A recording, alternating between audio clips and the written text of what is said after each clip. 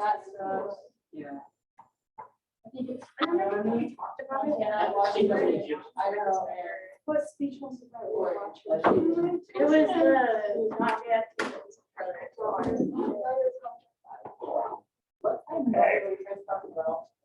Good afternoon. Let's get started. It's an awesome day, great weather outside, blue skies. So we got a kind of nice backdrop. This is our last class meeting of the week. Just as a reminder, we're not meeting on Friday, and also that your essay is due on Monday or on Sunday. Maddie pointed out there was a discrepancy. It says 2 to 3 pages in the description, but it said 3 to 4 in the rubric. So I fixed that. It's just 2 to 3. So I fixed that on the rubric. Thanks for pointing that out. A little bit of a sigh of relief there, I imagine. So we have that coming out due at the end of the week. We also have a presentation for today, and we'll be getting into dramatism, which is a lot of fun. So as a reminder, as you're preparing for that first application paper, the example application paper was posted to Canvas, and the example goes through how you would apply and use one of the theories from the class. As a reminder, again, as you're choosing an artifact or piece of communication, choose one that you can really cite or draw from specifically, right? For example, an episode of a show, a film, a public speech or address, like the ones that we looked at on Monday are good examples. Personal experience is difficult because it's hard to quantify or for me to understand like what the piece is that you're analyzing, right? So try to focus on one that's sort of publicly available as a piece of communication. If you'd like to meet with me on Friday to discuss your work or a draft, just let me know. That way I can be available to help you out through Zoom. So we'll be hearing from Daniel today on dramatism. Next week on Monday, the narrative paradigm is our last kind of really rhetoric-focused theory. We'll be shifting gears to start to understand some more types of group and media styles of communication and starting to get into more critical elements of communication toward the end of the term.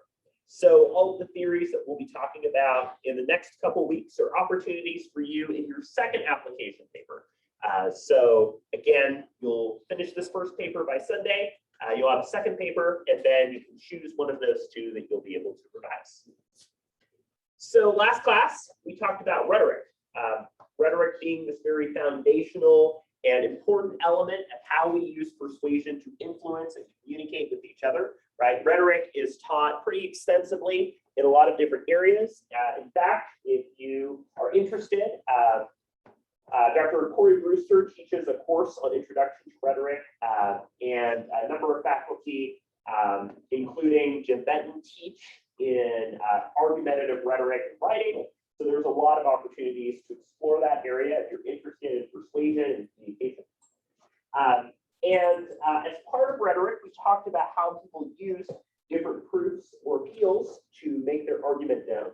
So blank would involve the use of credibility. What would that be?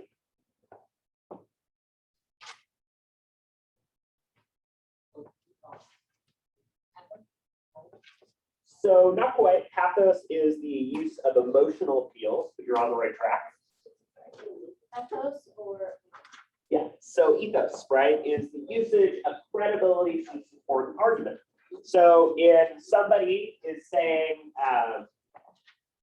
you should buy this car, I have the exact same make and model, and I've had a great time with this car, they're using their own credibility and background experience with driving that car to convince you to get one too. So that's an important element of how we use persuasion to influence each other. So for today, we'll be hearing from Daniel. We'll be talking about dramatism from Kenneth Burke. And then I'll give you an activity that's an opportunity to think about how dramatism could help you as you're working through and brainstorming your paper for this class. So we'll start by hearing from Daniel, who will introduce us and get us thinking about dramatism. So again, this is another kind of rhetoric-oriented theory. So Daniel, I've got your slides up right here. Yeah, you can click here where you can use the arrow. Yeah, first. Yeah, so I did the dramatism as my career. So who developed this theory? It was developed by a guy named Kenneth Berg. And he's kind of this interesting character because he grew up on a farm in Pittsburgh. He went to college, but he didn't actually graduate. So he didn't get a degree or anything. And he basically self-taught himself in a bunch of different areas. And he was a poet, essayist, novelist, and he was also a literary critic. So pretty interesting. And then he also went on to actually become a professor, while not having any degrees, and taught himself in many of the humanities. So the core ideas of this theory basically compares life to a drama or play, but not like comparing something to Shakespeare. It's more like, how can I look at the life of this particular person as a play and use systems that, I guess, compare or analyze plays to analyze the life of the person. So it's kind of like that. It's interesting. So it kind of creates this way to observe life, but not live it. And then the assumptions, and these are from the book. Humans are animals who use symbols, and they're very important to humans for communication and to convey how they're feeling. Language and symbols are important, and humans make choices, which is very, very important. And Burke was very critical of behaviorism as an ideology because he thought it went against free will. So the three primary concepts of dramatism. You have the pentat, which I'll talk about later, but it's basically a 5-pointed star for which, and it's kind of the standard for which decisions and choices are analyzed. There's identification, which is basically just how you find commonality between different peoples. So it's kind of like when you meet someone else and then you find that what you have in common with that person, you can build a relationship off of that. So like, I don't know, you both are interested in science, for example. And then there's guilt. So guilt was really important, is really important to this theory because Burke believed that human behavior is based off of two things, guilt and animalistic behaviors. So like drinking water would be a way to quench your animalistic behavior of thirst. But he also believed that behavior was largely kind of done as a way to minimize your guilt over something. And guilt doesn't necessarily have to be evil. It can be like, if you feel uncomfortable about a certain aspect of yourself, you might try to minimize that. You might feel guilty. Like, for example, often I saw the example of wealth. Like if you're a very wealthy person, you might feel guilty about having a lot of money. So you do things to try and minimize that guilt. And then Burke believed that anxieties, disgust came from this sort of reduction of guilt and how humans lie and behave because of guilt. So here's the 5 points of dramatism, which is just kind of the standard for which we analyze plays. And then this standard is also enacted on people's lives. So we'll look at choices that people make using this standard. So you have the act, which is the action or the symbol that was actually done. So like if you say something to a specific person, that would be an action. There's the scene, so where the event happened. If you talk to your mom and you said something to your mom at your house, the house would be the scene. The agent is who did the action. The agency is kind of the methodology of how the action was done, what went down and how it happened. And then the purpose is why this person decided to do and make the choice that they decided to make. So what's this theory do? Or like kind of what does it accomplish?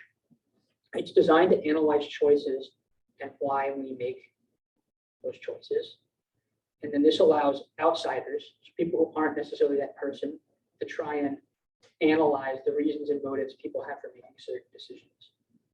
And then the example I had was from Return of the Jedi, Star Wars, where on the Death Star, I don't have a video clip, but on the Death Star, Luke Skywalker is getting killed in a really painful way by Darth Vader's master.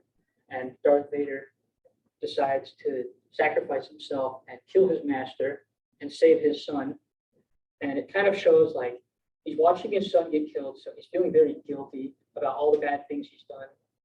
And he decides to make that decision, which is the choice maker, which he made that decision consciously, nothing like influenced him to make that decision. He's feeling guilty for that and all the bad things he's done. And then there's also kind of that animalistic behavior too, because Luke is his son, and he doesn't want his offspring to die. It's kind of like mammals are more caring about their children than other animals. So he decides to sacrifice himself and save his son, and then the rest of us.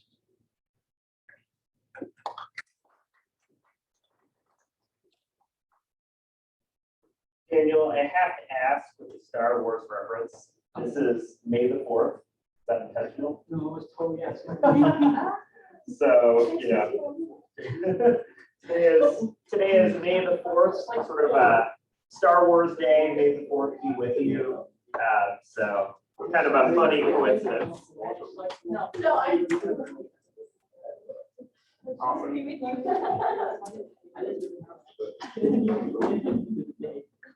Yeah, so Daniel, thank you for getting us started in exploring dramatism, right?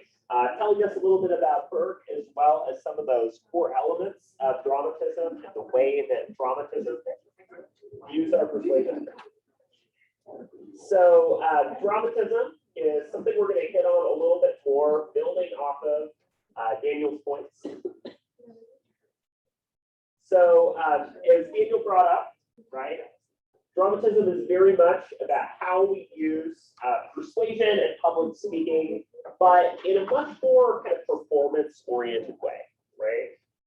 You might be familiar with the phrase, all the world's a stage, we're merely players. This idea that how we perform and engage and communicate with each other through our action and behavior is in many ways shaping relationships that we form and the connections that we find to be meaningful to us. In fact, one of the core ideas of Burke is this notion of identification. If we think about like a TV show or film that we found really interesting or engaging, right? It's typically because we position ourselves in the perspective and eyes of those characters. We find a relatable or interesting character that we see ourselves as kind of going on a journey with, right? A lot of games and interactive media do that too, where we're taking on the role of a character. We're Link in The Legend of Zelda, and we're kind of putting ourselves in that character's position, right? And imagining what it's like to embody that character's perspective. And in that way, our identification with what we encounter in public, through media, and so on, shapes the way that we're moved and persuaded by others. So to get into dramatism, this is this idea that life is like a play or drama, right? That we act and behave and communicate with others with that dramatic perspective in mind. That as a result of a drama, right? If we think about a stage production or play, typically any sort of drama has to have a variety of different elements. The scene or physical setting in which the drama takes place, right? And how we use like the set pieces and locations in our lives. The action, right? What is happening? The sort of characters or people or components that shape all of that as well. Some kind of core conflict or idea that shapes our communication. And some means for the action to take place, as well as the purpose. So putting these things together, right, and envisioning sort of our life and our communication as a drama, we are able to persuade others and convince others with that context. That when we purge audiences of some type of guilt or anxiety or fear that we experience, that we are fulfilling a need for persuasion and communication, right? A good example of this is something like a pep talk from his coach, right? If a coach is telling you that you didn't do well, we need to improve and we need to study and practice and do a lot more to prepare, right? They are presenting guilt, but also presenting a solution through practice and preparation to deal with that or address that issue. So dramatism builds on how we think about public communication and rhetoric. It takes a rhetorical, symbiotic, and critical approach. It covers a lot of ground. It's examining how we use our public communication with others, and it takes on an interpretive and hermeneutic approach too. If we think about the example from Robert F. Kennedy that we showed last class, right, in that video, RFK makes it a point of emphasizing how he could relate to the experiences of people impacted by the loss of Dr. King, right? At that time, JFK had been killed and RFK was running for president, right? So he could speak to the unique proximity of losing somebody close or some distance and recognizing that he's white and that his experience in regards to race, segregation, and other topics is very different, right? So we see identification at play a lot in how we choose to communicate. From politicians and sort of public leaders, right? The use of town hall events or the effort to convey somebody as relatable or engaging, right, is the common tactic. We like the idea that there is somebody that's similar to or like us, and identification plays a big role there. Another thing to think about too in how we use dramatism is how we literally dramatize or represent characters that are based off of real people, right? Or the way that we present fictionalized versions of people through something like a biopic, right? A biographical depiction of a character or famous figure. One example that's somewhat recent, right, was the film Bohemian Rhapsody, which of course portrayed Freddie Mercury, the lead singer from Queen, as played by Rami Malek, right? And this was a kind of an interesting example here of how a real person's life was dramatized, somewhat embellished, and portrayed in a way using identification and dramatism to try to make that character feel relatable and engaging. So as Daniel mentioned, Kenneth Burke is a bit of a character. Burke did not come from an academic background necessarily or work as a professor with a terminal degree, but came in with a really kind of complex understanding of how we use storytelling, narratives, and persuasion to influence each other. So this idea that humans or animals use symbols is something that we've been thinking about since the beginning of the term in symbolic interaction theory, right? Remember that language and words are symbols, right? Symbols are not just the use of icons and really physical imagery, but also the way that we form these squiggly lines into making a coherent thought, right? We are symbol-making creatures, and when we say the word dog, we don't actually have a dog there, right? We're using words to stand in for or symbolize four-legged creatures. Language and symbols then form important components of how we communicate, right? The words that we choose and the meaning that we associate with those words is crucial to how we as humans understand and make sense of information. In fact, if we think about a lot of words and ideas that oftentimes are socially and politically charged and heated, we feel very differently about those words based on our own shared experiences and understanding of issues, right? One very current example, right, is if you hear the word abortion, right, especially in the context of the draft Supreme Court decision, your opinion about that topic, how you feel about that topic, your personal experience or proximity to that topic is probably very different than other people that you might know, right? And that experience and perspective that you have on that word is this idea of a deterministic screen that we'll get into in just a minute.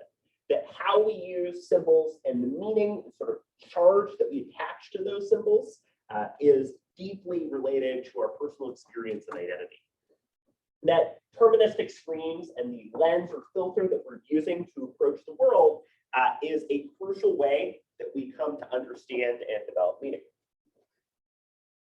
So I want to take some time to highlight some of the ideas here because Burke kind of goes to town on developing a lot of terms and concepts that I think get a little bit complicated and esoteric. So I think that as you're thinking about this theory and maybe incorporating this theory, I encourage you to choose some concepts or ideas that are relatable or interesting to you. One of the big ones is the pentad, right? The pentad and its 5 different parts are good things to use for an application paper. But you could also choose to think about identification or to think about how we use a deterministic screen to communicate. Okay. So I want to show a video in a minute that will help us to break down a deterministic screen and give us an example a little bit more.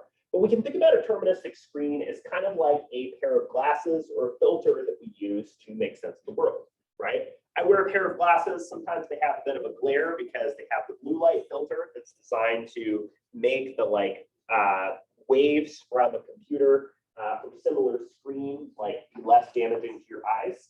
And what it means is that when I'm wearing glasses, the color blue doesn't really come through very clearly, distortion in looking through that pair of glasses. In the same way, when we think about words, topics, or issues, we are distorted or shaped. Certain things stand out, certain things blend into the background on the basis of our own beliefs and ideas about a range of issues. So again, we think about a lot of heated words in the United States, words such as abortion, immigration, inflation, and similar topics, right?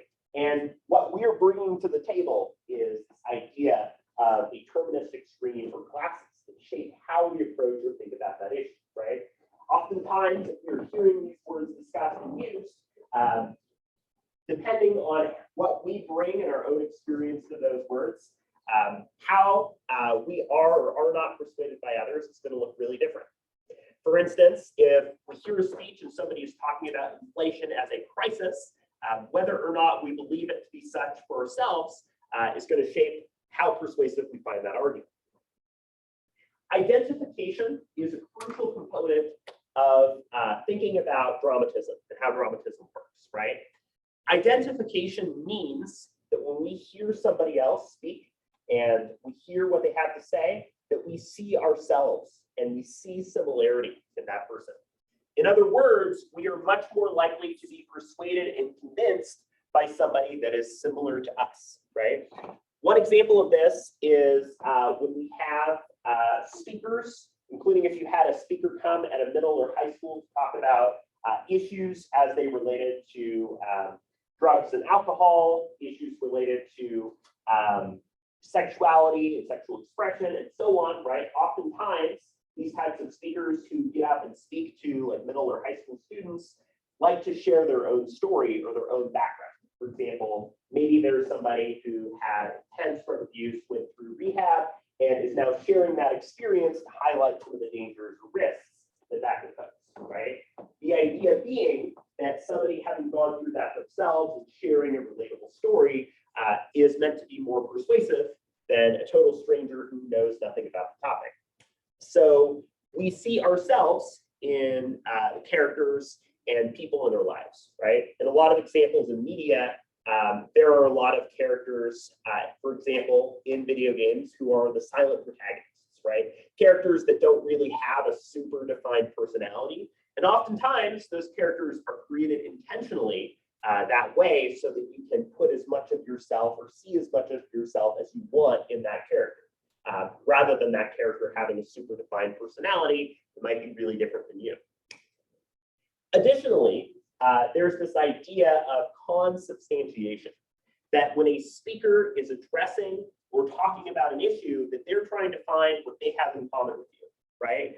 Consubstantiation is a move where somebody is sharing and relating their own experience to yours, right? So for example, if somebody is running for public office, they might say, you know, I grew up in this small town myself and went to school here, right? And invoke location and proximity to convey themselves as relatable.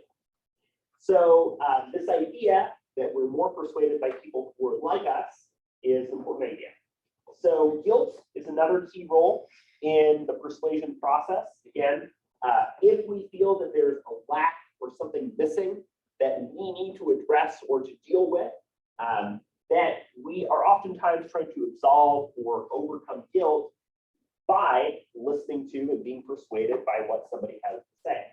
If we think back to the example from Julius Caesar on Monday, right? Mark Antony was speaking and talking about how everyone is feeling sort of regretful and sad that Caesar has died. And as a result, encourages them to revolt and rise up against Brutus and the co-conspirators. We also value this idea of reestablishing order and purpose, right? Returning to order in society versus rejection. And this idea of redemption or improvement after a change is another part of the persuasion process too, that we can improve or fix a problem through our use of agreeing to or supporting somebody that's communicating with us. So kind of thinking about this, one other way to maybe think about and break down this in a public speaking context is to think about how a structured speech generally tries to establish a problem or issue that's in need of repair, right? Identifies what has caused that issue, and then identifies and presents solutions to deal with and solve that problem, right? We're not willing to be persuaded or moved to do something if we think that things are fine as they are, right? So oftentimes, a persuasive speaker will show us that there's a problem in order to get us to support what they see as a solution to address the issue. So I wanted to share a short video that I think does a good job of helping us visualize and imagine what a deterministic screen looks like as we communicate and attempt to use persuasion to generate meaning. Who needs photo filters when you can use language? Near the beginning of his essay, Burke writes, "When I speak of deterministic screens, I have particularly in mind some photographs I once saw. They were different photographs of the same object, the difference being that they were made with different color filters. Here, something so factual as a photograph revealed notable distinctions in texture and even in form, depending on which color filter was used for the documentary description of the event being recorded. So even as we can see here right now, when you filter light in different ways, you'll see different things. And that's not just to say that everything will be tinted with one color or another. Because the filters only let one wavelength of light through, they end up removing a lot of the information that might otherwise reach our eyes, which influences our perception of the things that we're seeing. Of course, Burke was writing long before hashtag no filter would have even made sense.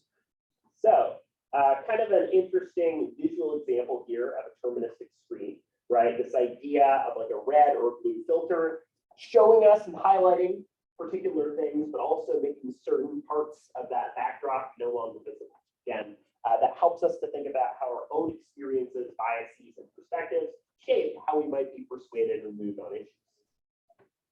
Daniel touched on the pentag, so I want to talk a little bit more about its utility and thinking about and breaking down how we communicate, right? So one method that you can utilize for your second application paper is to choose a speech or presentation that you break down using this pentag. In fact, I'm going to ask you to do this in just a little bit with an idea that you're thinking about for your first application paper.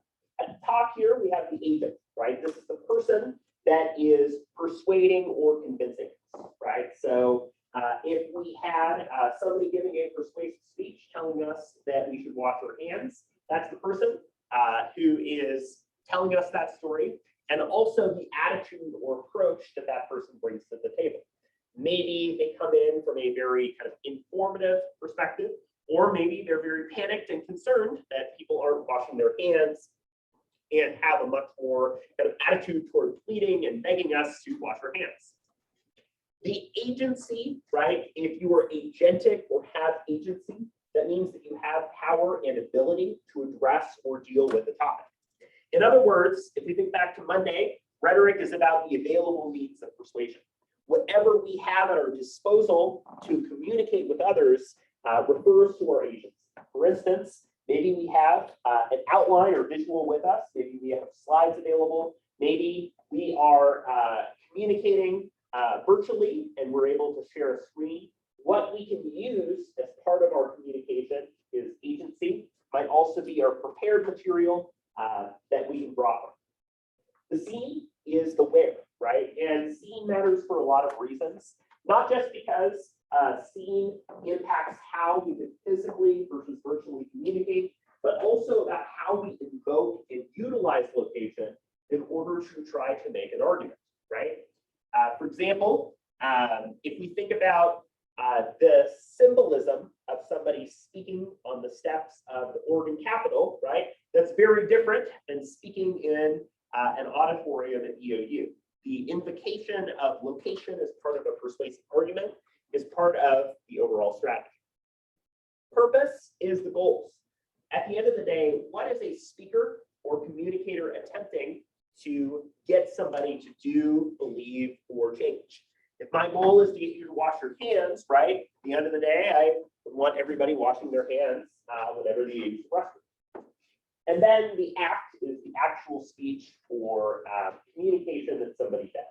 So the act of giving a speech, right? So these parts of the pentag come together to help us to break down and understand the core components of a speech.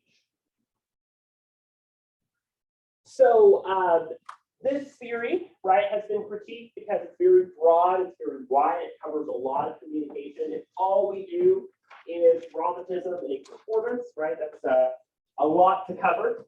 Another critique is that, you know, Burke brings in a lot of terms, some that are kind of esoteric, and so it's a little bit challenging to really use this theory a whole lot.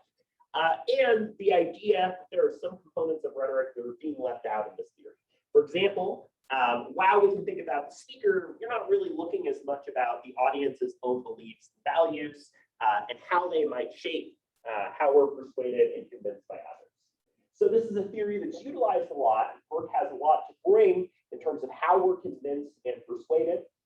Oftentimes, right, if we think about COVID-19 and we think about a decision whether or not to receive the vaccine, we're more persuaded by friends and family members close to us and their narratives than we are about like broader public mass communication, right? So there's a lot of utility of this theory, but it's also kind of broad and some of the terms could be a little bit challenging to use. So there are a lot of biopics and films that show a portrayal of a real life figure. And again, I think a lot of these films show us dramatism in action because it is a dramatic adaptation of that person's life, right? And in this way, a lot of these types of films utilize the pentat in terms of how they represent the character, their agency, their purpose, and so on.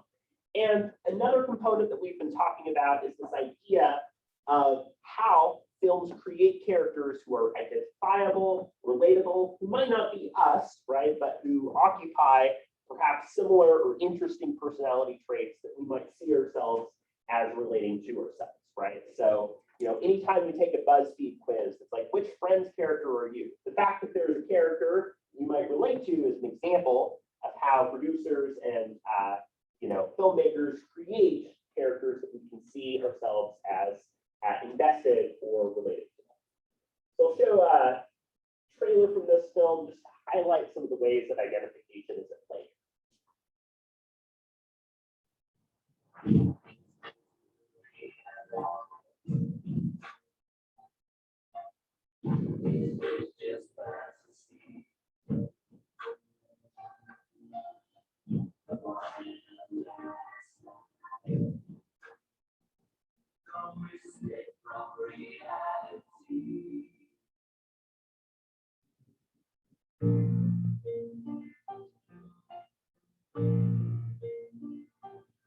I enjoyed the show. I also write songs. Our lead singer just quit, and you need someone new. Whenever we went on stage, the room will ask you, can you see what we could be? No one will play it on the radio. We need to get experimental.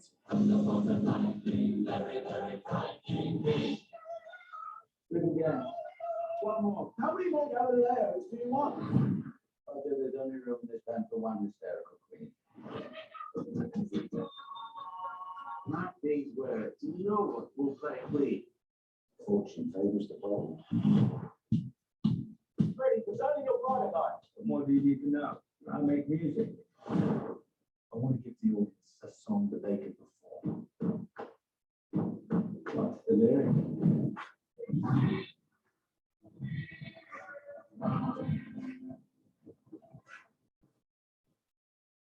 So kind of a couple of other interesting components here, right?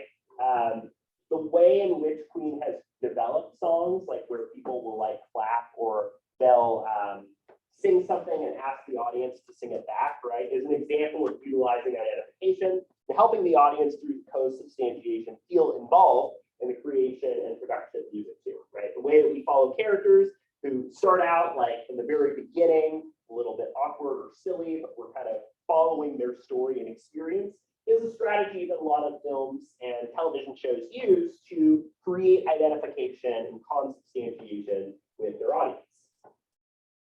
So what I want you to do is, in thinking about the topic that you're interested in using for your first application paper, you're taking a piece of communication or a defined artifact, right? And as a result,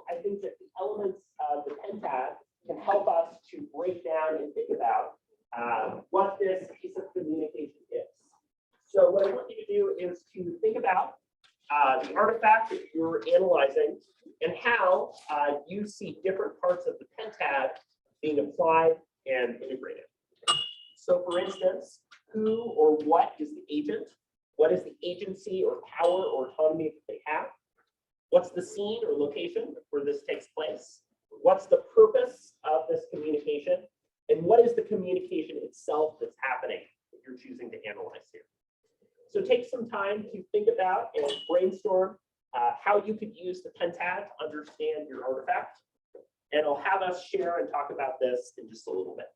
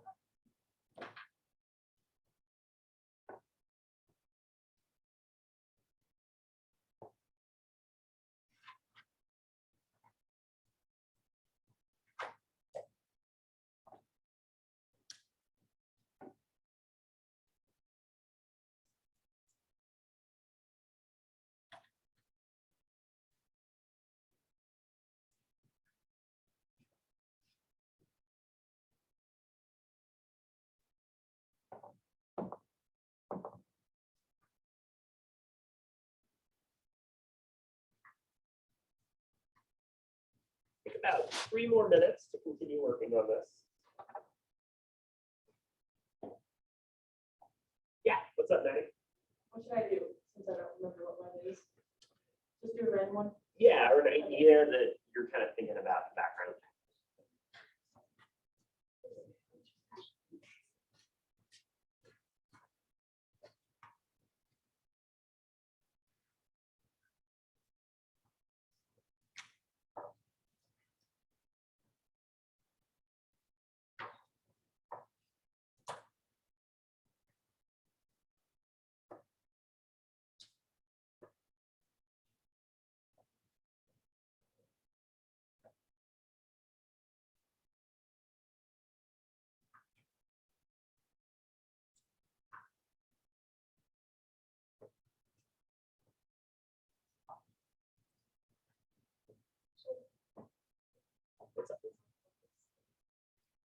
So act is like the actual speech, presentation, whatever it is, right? The piece of communication that ends up happening.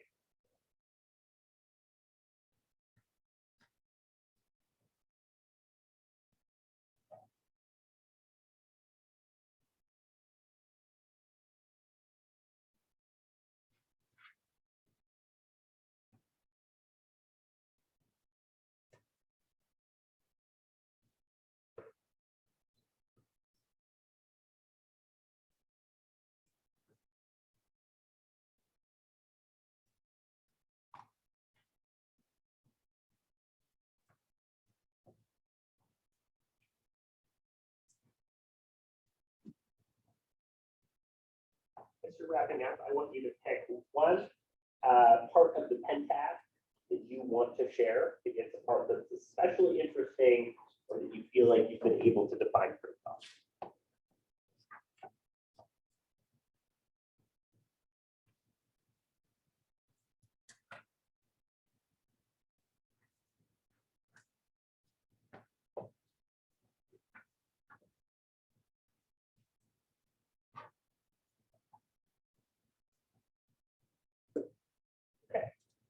So what I'd like us to do is to go around the room, and I'd like to have each person share the artifact that they chose for this activity, and then the part of the pen tab that they picked out as applying to or relating to that artifact. So let's start here on this side with Jake. Okay, so my artifact is an iCarly episode, and just one part. Yeah, a part that maybe is especially interesting or that you feel like you have down pretty well. I would say the purpose or the goals of the speech, and yeah, just a specific part of the iCarly episode where Sam is talking to Carly about it. Sure. So there's a clear purpose there and trying to get us as the audience to understand and relate to those feelings. Awesome. Yeah. I'm gonna choose The Office, the TV show. I think the only thing I give right now is the scene. That would be the building. Sure. You know, Dunder Mifflin, the Office Space is obviously a really important component of how the show works. Okay. So I'm using Dear Evan Hansen of face negotiation theory. Not easy to do for face negotiation. I approve. And the purpose of like on the final speeches is for the main character Evan to come clean and make the market or try to make the Murphys, people who he was lying to, understand why he lied without ruining the relationship that he's grown with all of them. Interesting. Yeah, that's a good application there of how there's the complexities of that disclosure. Reminds me of the movie Parasite too. So those things. Yeah. I just first episode of Evangelion. Basically, the main character is yelling out at his dad in this large like chamber. And that was kind of like a scene. Yeah, and I think if we're thinking about like sort of like animation as well, there is a lot more space for creating scenes and scenarios that aren't necessarily like things we would see in real life in the same way, right? For how a scene is created in kind of fictionalized media, there's like a whole lot that we can draw from there, right? Yeah, Isaac. So for mine, I'm doing that media reaction to the Twitter bio by Elon Musk. And I'm kind of doing the purpose of like why are certain people breaking out, why are other groups not breaking out. Sure. What is the theory you're thinking about for that one? Media agenda. Okay. Yeah. So agenda setting theory in terms of how media portray or sort of frame this topic definitely is an interesting and relevant background to go on. Yeah. I'm going to agenda setting theory on the coverage of the Ukraine-Russia war versus coverage on other conflicts. Sure. And then the purpose I have is I want to get people invested in this war because I think, especially where we live, it has larger implications. Like Russia's a former superpower that has nuclear weapons that's threatening Eastern Europe, which is pretty close to our allies, right? Versus a war in Syria, where there's like 4 different parties vying for control of a relatively significant country.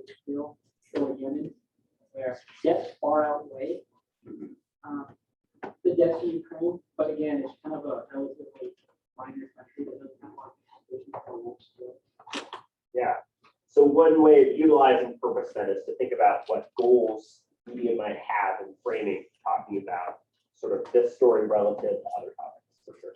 Jessica. Okay, hi. I'm gonna be that person who uses a Disney movie.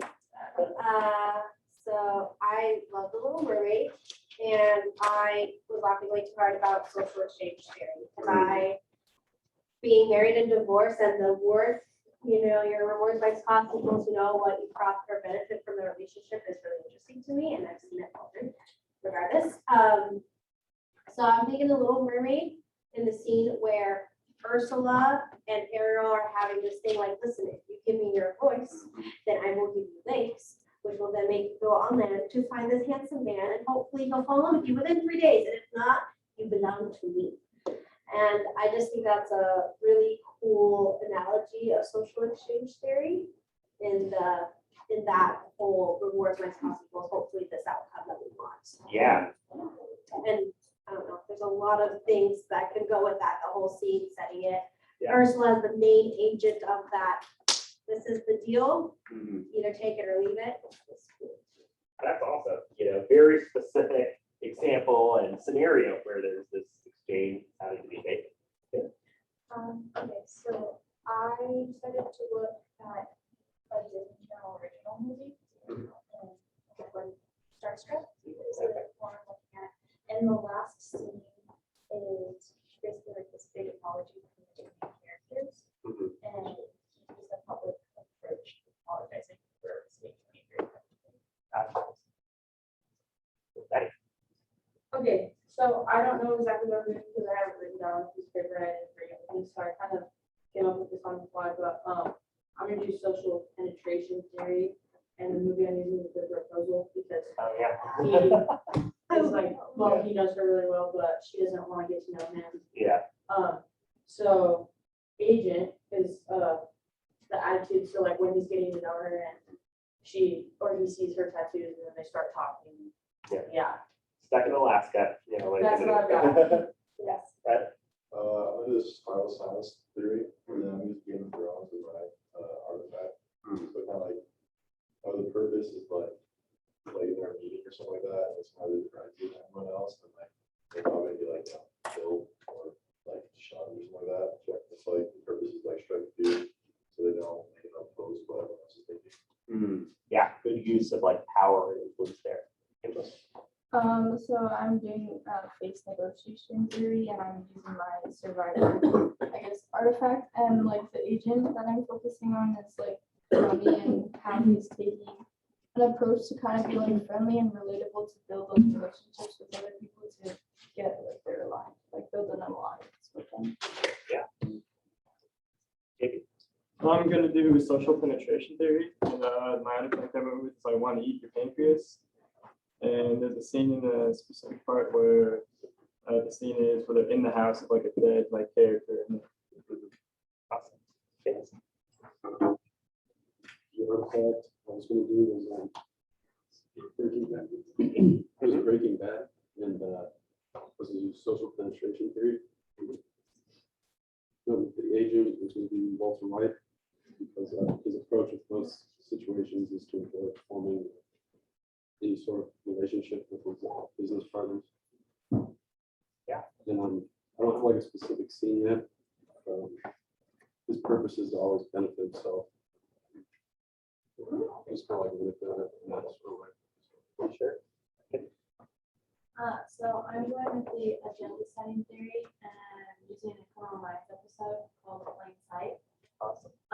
And in that episode, they find like the killer, and it's not actually him, and they know that, but they decide to portray to the media, to the act is intentionally misinforming the press and making sure that they run it lots and lots of times. And the purpose is to make the actual murder dramatic and drama.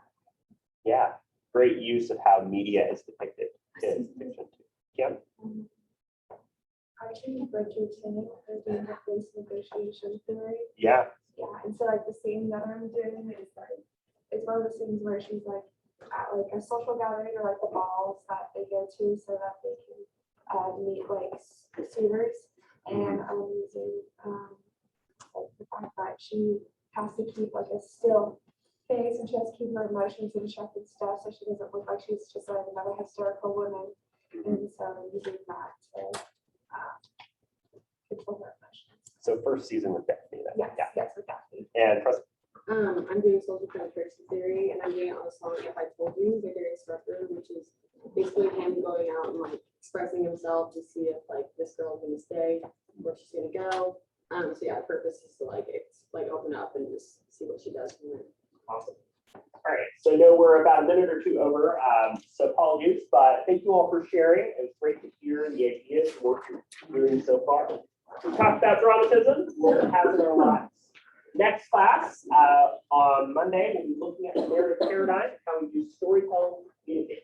Please email or pass forward your attendance for today. Great to hear your ideas. I'm available for email, office hours, questions if you're working through these. Have a great rest of your week. Best of luck with working on this assignment. And I'll see you again on Monday.